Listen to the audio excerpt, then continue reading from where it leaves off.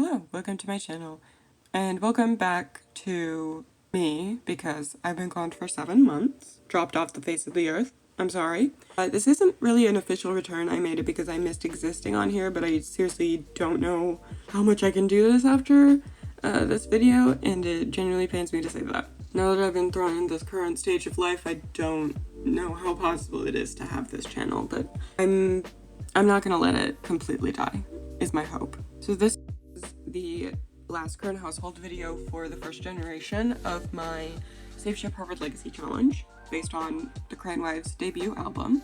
The generation is Can't Have It All. Rules are in the description if you would like to review them. I know it's been a while since my last current household update, so we're gonna have to do some catching up here. I'd love to talk a little bit more about my reasoning for not being able to come on here often, what I've been up to and stuff. That would have to be a different video, maybe an anniversary video, because my channel anniversary is at the end of May. We're gonna be 3 years old. So yeah, let's get started. Quick note, near the end of my documentation, I did lose interest in documenting in detail what had happened. So unfortunately, you will not get much detail at the end. I really lost my spark for The Sims and my channel in general. It has been 6 months since I, played this household, and I haven't really played The Sims at all since either, so yeah. But I'm hoping to start the second generation soon after recording this video, instead of waiting 6 months. Real quick, I'm gonna show you this household because it has been a while, so I'll just update you really quick. This is Ophelia. This is our heir. She got a makeover since you last saw her, and she is adorable. And this is her mother, Allie, and some of their CC is gone because I got rid of some CC in the last 7 months, I'm sure. And I always end up getting rid of CC that my Sims are wearing. I don't know how I do it. I always do that. This is her dad, her father, Padre. This is their cat. He's old now, and I'm sad about that. Isn't he funny? I like him. She's had him since very early in this generation. I don't remember when exactly, but she has a brother who is older than... This is Oscar, her youngest brother. Her middle brother does not live in this house, but I'll show you him in a second. He's a kleptomaniac. And then we've got her 3 kids. Why are you not wearing clothes? Because I took them away from him, no doubt. Wait, where's my cast columns? Ronan. Little guy Ronan. He's currently an active child. And we have the kids. Ronan, he is active. He is the oldest. And then we have the twins, Nessie, who is currently active as well, and Nori, who is cheerful and not wearing pants. And then this is her other brother, the middle brother, Oliver. He is currently moved out with his engaged woman, fiance, Jerica. I don't know when they're gonna get married because I have to do that, and that I don't really want to, so maybe they'll be engaged forever. I'm not sure. But I love her. They did have a kid, but I didn't CC him, and maybe I should CC him. Jesus, he looks kind of funny. And then they got their son, who hasn't even been born. And then they had a load of pets. And they also, and Ophelia technically does have one more brother, Octavius the robot. Her mother made him, but he died, so yep, that's the family. So we are starting up this last deck of Ophelia's generation, living in a small bedroom with Ophelia and her kids, inside of her parents' house. Her parents have done what they could to get all the kids' necessities together. It's nothing fancy, but they do have what they need. Her parents' support, Ophelia has searched for a good divorce lawyer. She knows she won't be getting much from Hank, but she has to make sure she gets full custody of their children, because otherwise he'll be hiring nannies in his large home in San Myshuno and forcing Ophelia out of their lives for those days. Parents, unfortunately, are her only payment option when it comes to paying for anything at all, because she was financially dependent on Hank. She was very busy raising their children, but her parents assured her it was okay, and they got her a standard lawyer. Ophelia's brother Oscar is kind of a funny guy. He's waking up at 5 a.m. in his llama costume to make grilled cheese. When he's in the house, it almost feels like he's some looming presence because he's just kind of stands around mysteriously. It's fun. He ended up with a sports aspiration, a talent for fitness, and a liking for the sports mascot. He is also a kleptomaniac, which is really the cherry on top, isn't it? Nori is already taking advantage of having 3 caretakers in the house, as she only used to have 1, and now she technically has 4 if you count the kleptomaniac llama teenager. Because she has decided, with perfect knees and nothing but happy moodlets, to bawl her eyes out and wake both her grandparents up for no reason. Ophelia and Hank have finalized the divorce. This made Ophelia earn the gloomy trait, unfortunately. Her brother Oliver and his wife Jerica have just had their first baby, I believe, and his name is Isaiah. I've been noticing Nessie is a very headstrong toddler, very matter-of-fact with a strong mind, and I'm starting to think that Oscar is permanently a llama. I actually don't remember what he looks like because he will not change out of the costume. He also gained a crush on a random mean girl who keeps walking into our house. Her outfit is cute though. Maybe they're meant to be a klepto and mean sim. Ophelia has started crafting candles and fabrications, which she used to do a lot more when she was a teenager, but when she had 3 kids and was taking care of them all by herself, she didn't really have time. And she is selling those candles and fabrications on Plopsy while she tries to find a job to support her family and get out of her parents' hair. I don't know if you remember this, but there was a kid who came over who was a friend of Ronan's, and Hank screamed at her for no reason.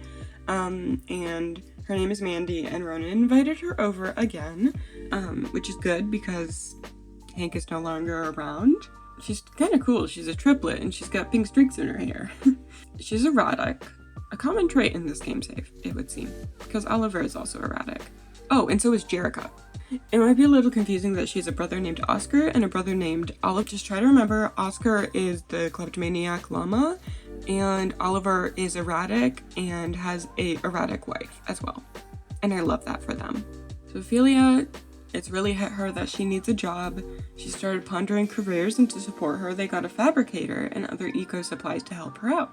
They had an inkling that would be a good job for her. After her honeymoon, fun fact, Ophelia has never left the house other than to go to the hospital. Literally at all.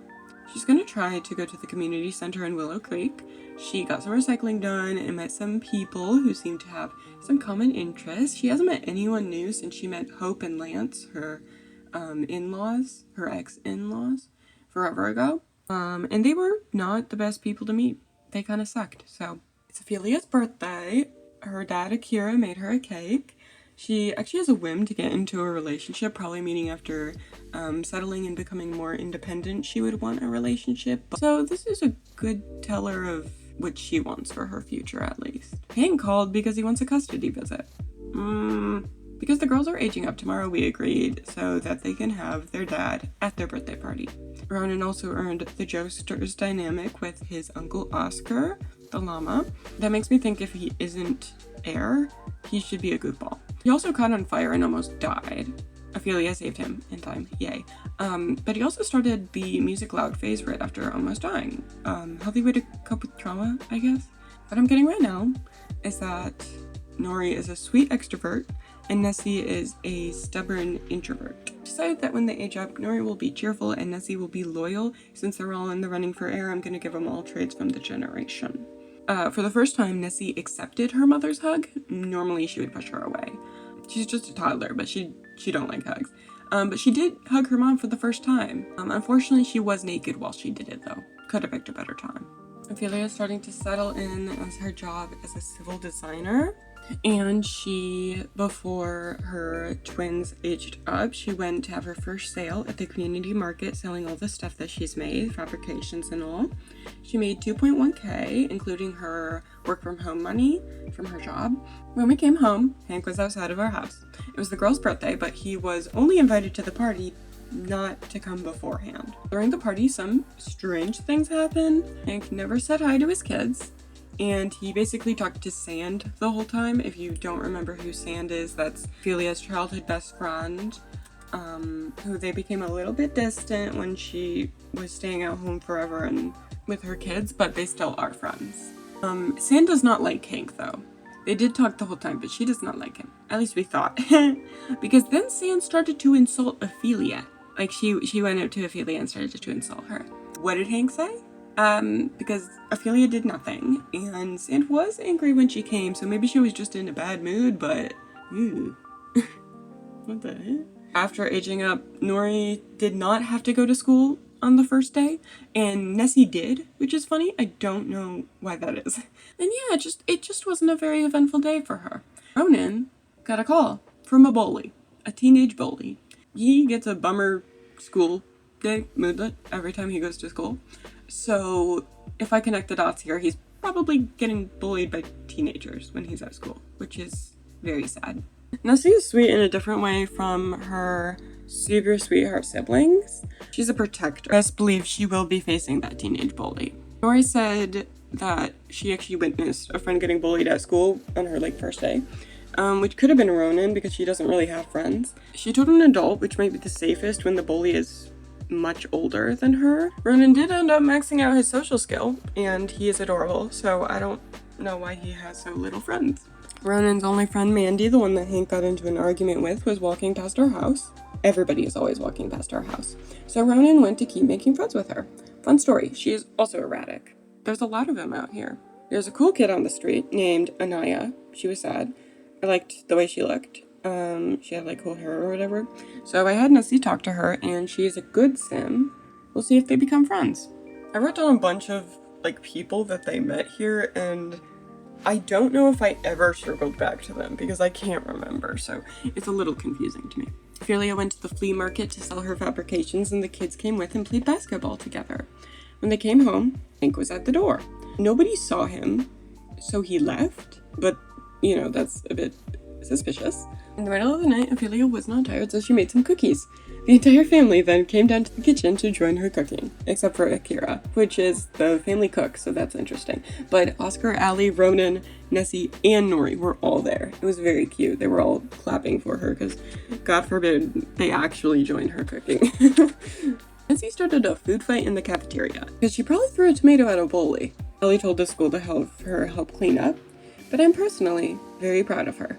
After selling a bunch of things she fabricated, Ophelia has earned 10K, which means she's halfway to her goal because we do hope to find a house that is around 20K. And again, Hank keeps walking by our house. Nori invited over a kid named Earl Chappell, epic name. Earl didn't vibe with her, and he was kind of boring and rude. So, alright, so Hank has come to her door again. This time it was exactly at midnight, and it was a random school night. This keeps happening. I think Ophelia has probably noticed by now, or at least somebody in the family has, and they've told her. So she went down to chat with him.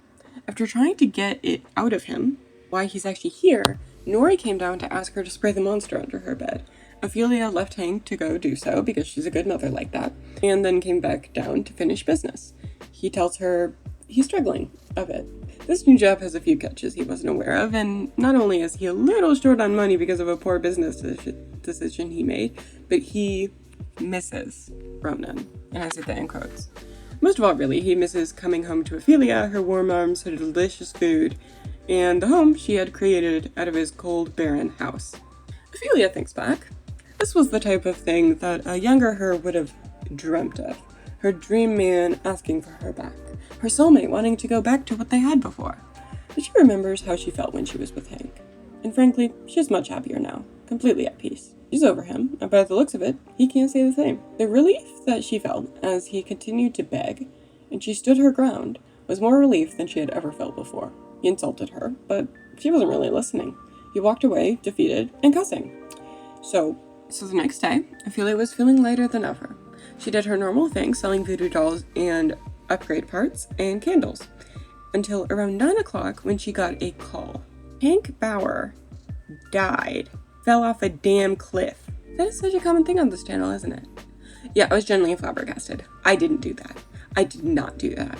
We have actually made 21 simoleons. I think it's time to see if we can find a small, barely furnished home for our family. And we did. We found a small home with basically no furniture and a giant pond, which is actually a pool because I wanted them to be able to swim in it. The new home is quaint and dirty, old, and has that grandma smell to it. The fabrics and walls have old designs that Ophelia worries the kids will hate. Ronan and Nori were okay with it, but Nessie was strangely fond of the house's oddities.